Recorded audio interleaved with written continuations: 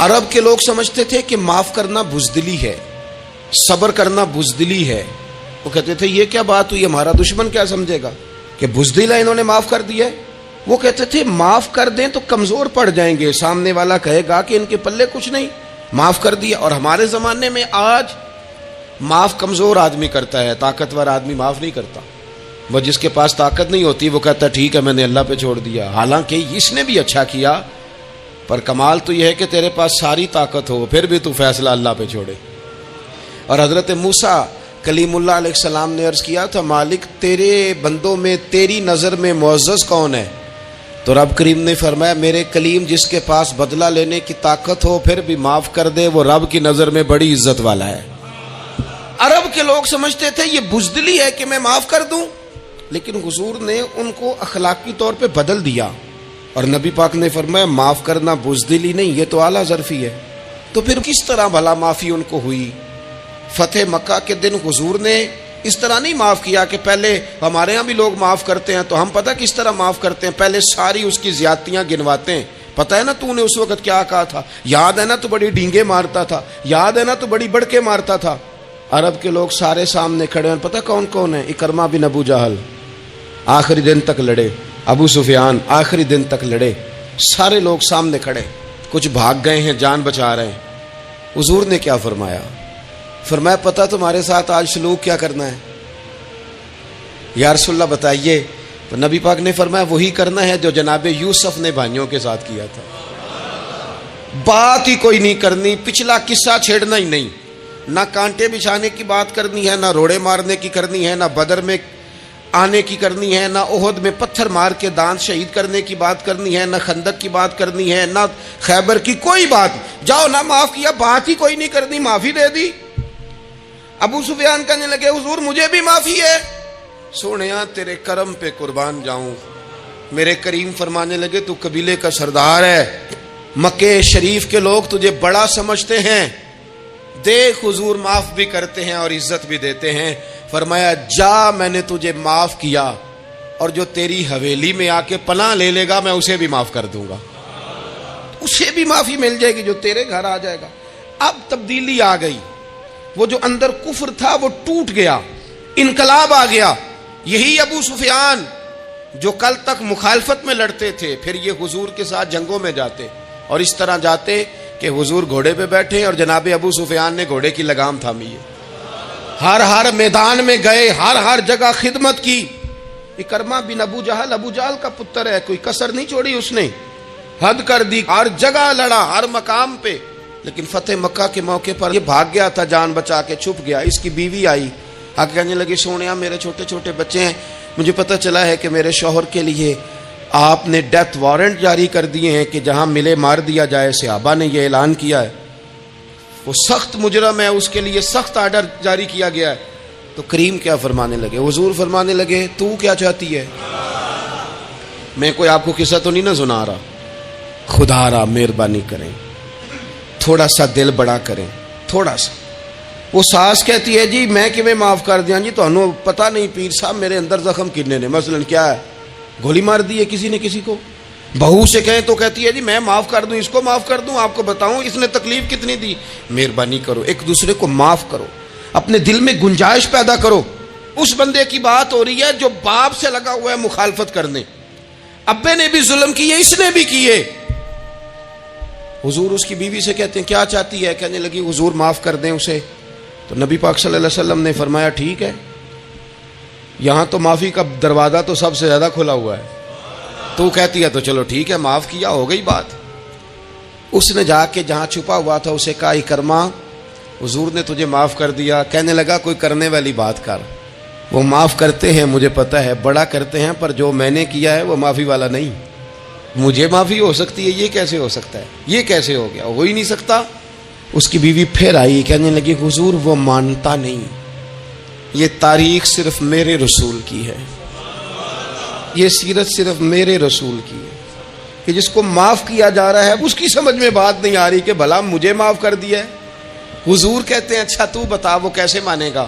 کہنے لگی حضور اگر کوئی نشانی دے دینا، عرب کے لوگ تلوار دے دیتے تھے، زرہ دے دیتے تھے، پگڑی دے دیتے تھے، چھڑی دے دیتے تھے، یہ دلیل ہوتی تھی کہ فلاں نے نشانی دے دی.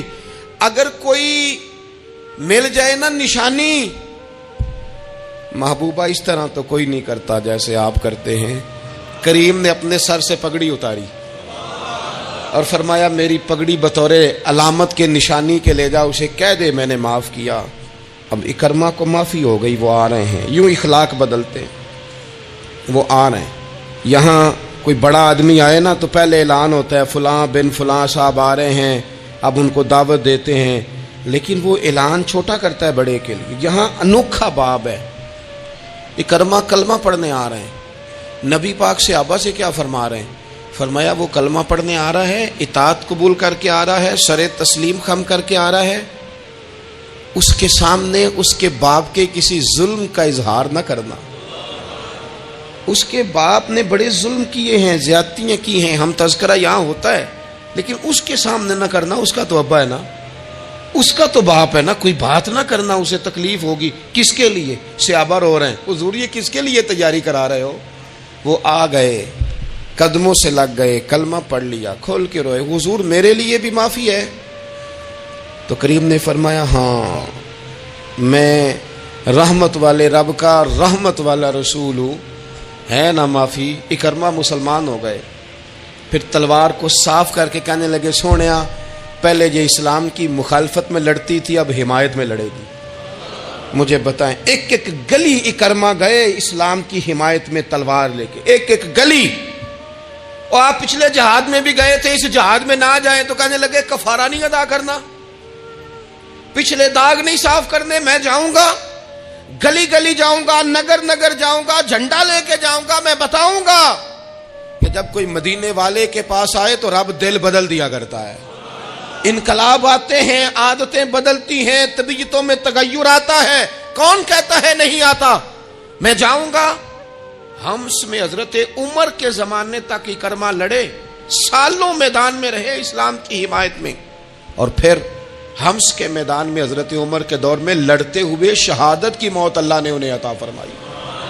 یہ آپ دیکھیں حضرت خالد بن ولید کون ہے؟ کہنے لگے حضور میں تو بڑی شدت سے اسلام کے خلاف لڑتا تھا، میری غلطیاں بھی معاف ہو جائیں گی. تو حضور فرمانے لگے اسلام پچھلے سارے معاف کرا دیا کرتا ہے، نئی زندگی کا آغاز ہو جاتا ہے. نئی زندگی کا آغاز ہوتا ہے. حضور نے فرمایا جو رمضان میں عبادت کر لے نا، ایمان کے ساتھ رمضان میں عبادت کر لے، اللہ اس کے پچھلے سارے معاف فرما دیتا ہے. اب وہ نئی زندگی کا آغاز کرے. جس نے شب قدر پہ رو رو کے توبہ کی ہے وہ رمضان کے بعد کرپشن چھوڑ دے، جھوٹ چھوڑ دے، بددیانتی چھوڑ دے، دل دکھانا چھوڑ دے. جس نے رمضان میں روزے رکھے، تراویح پڑھی ہے، وہ نئی زندگی کا آغاز کرے. خدا کی رحمت سے گناہ معاف ہو گئے، اب وہ آگے بڑھے. نبی پاک علیہ السلام نے فرمایا جو اللہ کے گھر کا حج کار آیا وہ اس طرح ہے جس طرح آج ماں کے پیٹ سے پیدا ہوا ہے. اب نئی زندگی کا آغاز کرے، اب وہ اپنی عادات میں تبدیلی لائے، اب وہ بدل جائے. میں کس درد سے یہ بات آپ سے کروں کہ 50 لاکھ مسلمان ہر سال حج کرتا ہے.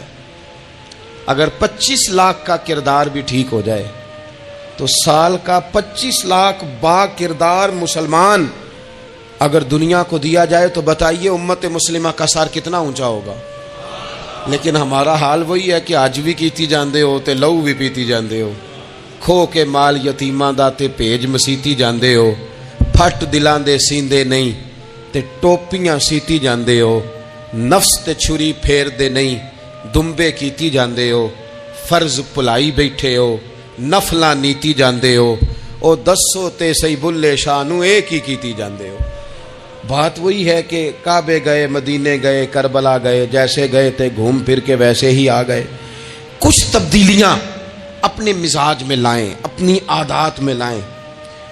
حضرت خالد بن ولید نے کہا حضور سارے گناہ معاف ہو گئے. فرمایا ہو گئے. حضرت خالد بن ولید نے پھر اپنی تلوار تھامی اور جناب خالد بن ولید پھر اس طرح میدانوں میں نکلے کہ نبی پاک نے فرمایا اب یہ خالد نہیں، یہ تو سیف اللہ ہے، یہ تو اللہ کی تلوار بن گیا ہے.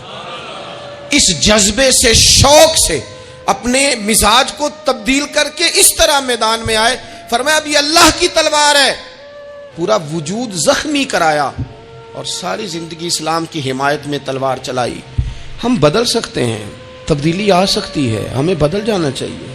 بہلول دانا سے کہا تھا ہارون رشید نے کہ مجھے کوئی نصیحت کر دے، میں بادشاہ ہوں، سخت دل ہو جاتا ہے کئی دفعہ۔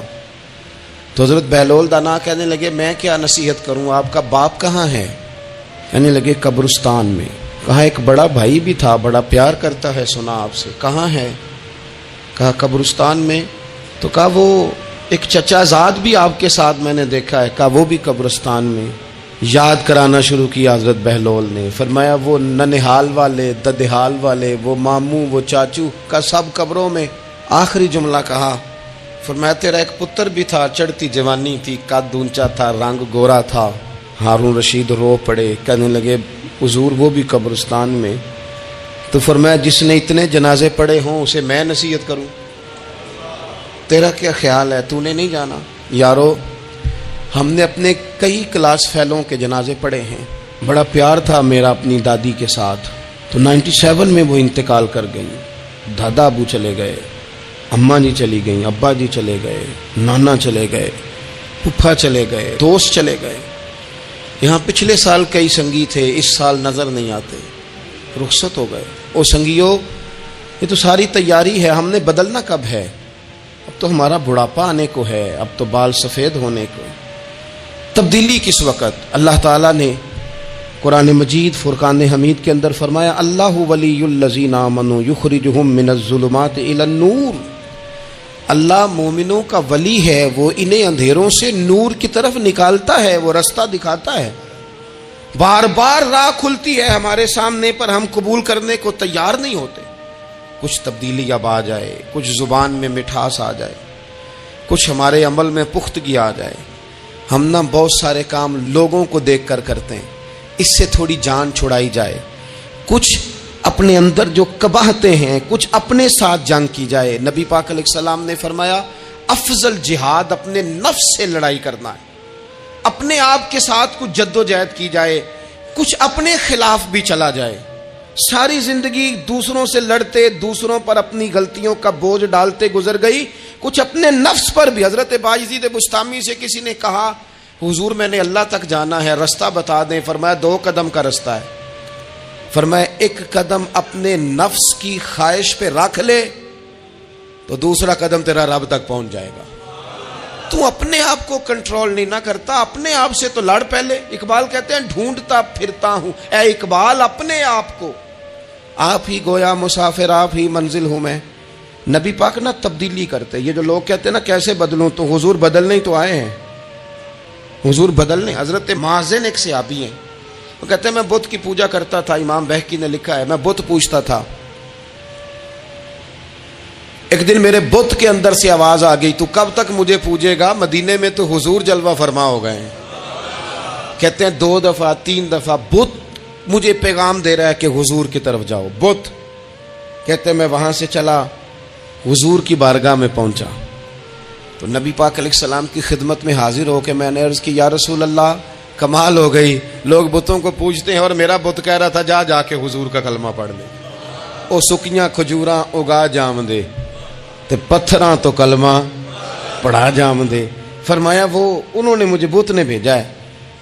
حضرت مازن کہتے ہیں حضور کی بارگاہ میں آیا، نبی پاک نے کلمہ پڑھایا تو میں نے عرض کی حضور میرے اندر کچھ قباہتیں بھی ہیں، کسی کی چیز دیکھ کے میرا جی للچا جاتا ہے، میں چوری کر لیتا ہوں، بدکاری کا بھی مزاج ہے، شراب نوشی بھی ہو جاتی ہے۔ کہتے ہیں حضور نے میرے سینے پہ ہاتھ رکھا، میرے لیے دعا کر دی۔ آپ فرماتے ہیں گردن اونچی تھی کبھی نیچی نہیں ہوئی تھی، پر وہ کلمے کی کیا برکت آئی کہ ایسا سر جھکا کہ وہ جھکا ہی رہا، ایسی تبدیلی آئی کہ آ گئی، نفرت ہو گئی۔ کہتے ہیں حرام مال آتا ہے تو میری طبیعت پہ بوجھ بن جاتا ہے۔ میں اکثر دوستوں سے کہتا ہوں کہ ہمارے ہاں لوگوں کا عجیب مزاج ہے، وہ اپنا مائنڈ سیٹ کر لینا، کبھی ذہن بنا لینا یہ چیز حرام ہے تو وہ کبھی بھی حلق سے نیچے ہی نہ جائے۔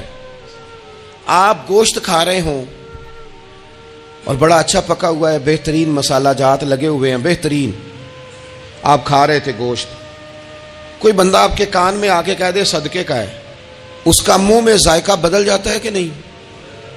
بھئی گوشت تو وہی ہے، یہ کیسے بدل گیا؟ کیونکہ آپ کے نا وہاں کمپیوٹر میں فٹ ہے کہ صدقہ میرے لیے درست. آپ وہ کہتے ہیں یہ تو فارم بن گیا. بھائی یہ کیا بن گیا؟ چلیں اس سے بھی آگے چلتے ہیں.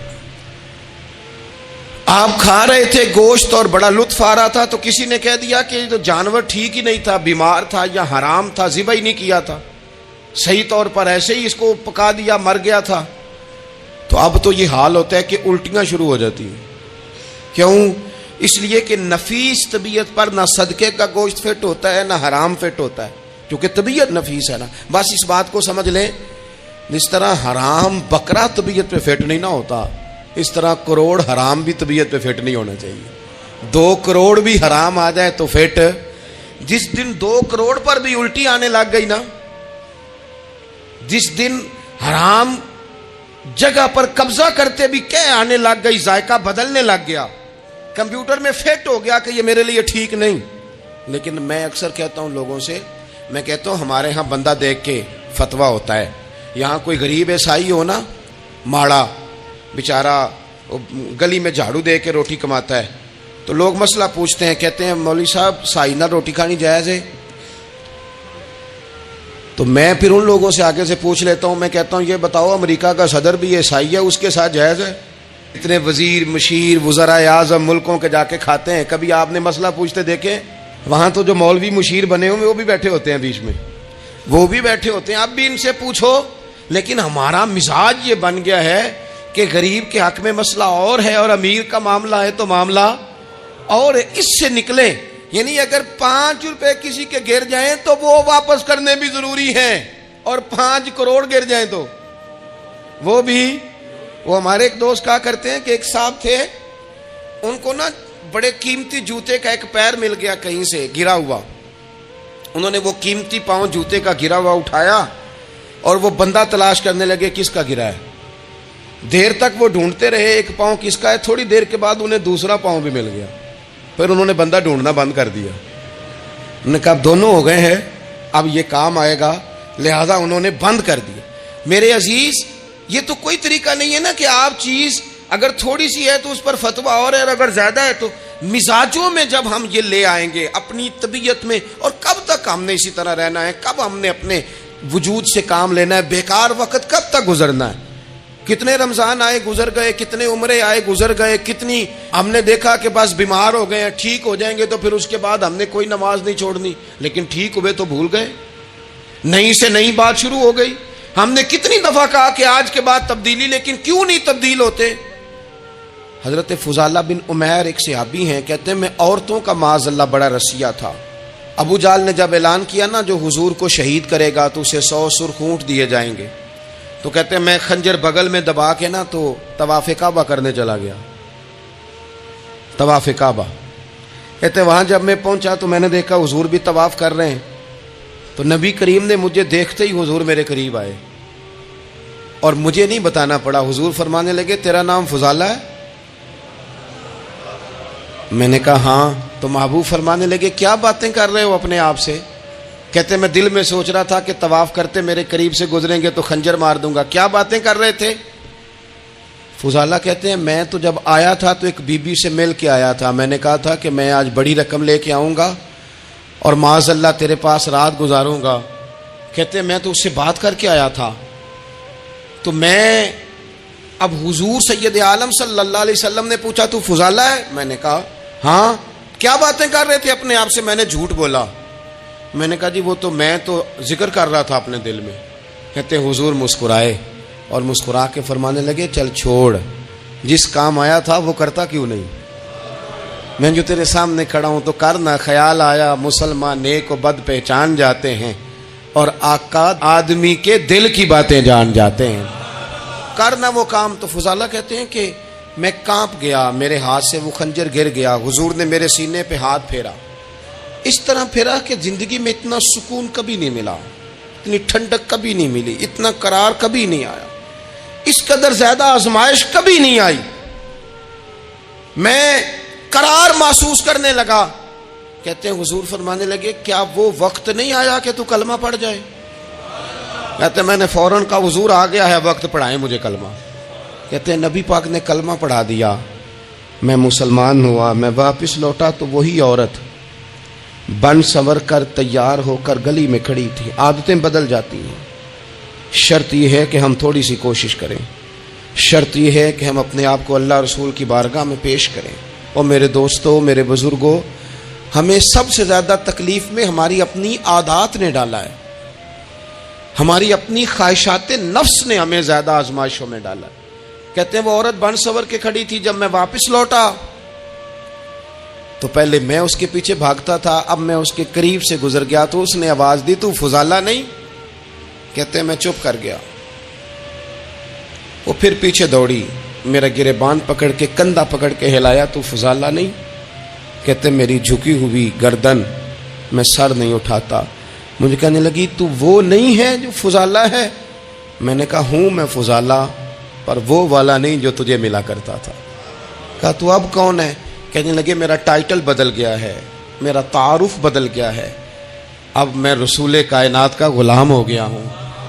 لوگ مجھے مسلمان کہتے ہیں، اب میری نگاہوں میں جچتا نہیں کوئی، جیسے میرے محبوب ہیں ایسا نہیں کوئی۔ کہتے ہیں بدل گئی عادت، میں وہی ہوں پر میرا لہجہ، میرا مزاج ہی بدل گیا۔ حضرت جریر ابن عبداللہ کہتے ہیں میں کاروبار کرتا تھا اور مجھے بڑا سلیقہ آتا تھا کاروبار، میں سستی ترین چیز خریدنے کا ملکہ رکھتا تھا، لیکن فرماتے ہیں کہ جب میں حضور کا کلمہ پڑھنے گیا تو نبی پاک نے مجھے فرمایا میرا دین کسی کا بھلا کرنے کا نام ہے، الدین النصیحہ، خیر خی کرنا۔